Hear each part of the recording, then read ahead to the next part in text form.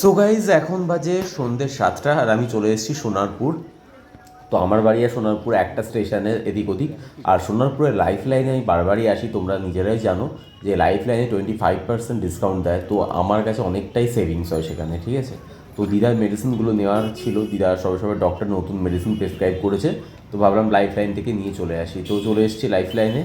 And life লাইনটাতে একদম স্টেশনের একদমই গায়ে, তোমরা যারা সোনারপুর থাকো তারা জানো, বাট বাকি তোমরা যদি কেউ আসতে চাও 25% ডিসকাউন্টের জন্য একদম সোনারপুর স্টেশনের গায়ে। আর কি মারাত্মক লেভেলের ভিড় দেখেছো, মানে কত মানুষ আসে এখানে ডিসকাউন্টের জন্য। আর মেডিসিনগুলো সত্যিই খুব ভালো অ্যান্ড জেনুইন। একটু কষ্ট হয় লাইন দিতে, বাট ঠিক আছে। আমার মেডিসিন নেওয়া হয়ে গেছে, আমি বেরিয়ে পড়েছি, দেখো মেডিসিন নিয়ে নিয়েছি। তো এখন যাব স্টেশন, ওখান থেকে কিছু শুনতে পাচ্ছ না, প্রচুর আওয়াজ হচ্ছে এখানে। তো এখন স্টেশন যাব, ওখান থেকে ট্রেন ধরে বাড়ি। অলরেডি এখন 7:30 বাজে। হ্যাঁ, তো প্রচুর আওয়াজ হচ্ছে। হে প্লিজ তোমরা কমেন্ট করো না দাদা, প্লিজ তুমি লাইন দিয়ে কেন হাঁটছো। অ্যাকচুয়ালি প্ল্যাটফর্মের শেষের রাস্তাটা দিয়ে এসেছি, তাই এইটুকু আমাকে অ্যাটলিস্ট মানে লাইনের উপর থেকে যেতেই হলো। এই তো সামনেই স্টেশন এসে গেছে, চলো এবার ট্রেন ধরে বাড়ি যাই, কারণ বাড়িতে গিয়ে আবার আজকে কড়াইশুঁটি কচুরি বানাতে হবে।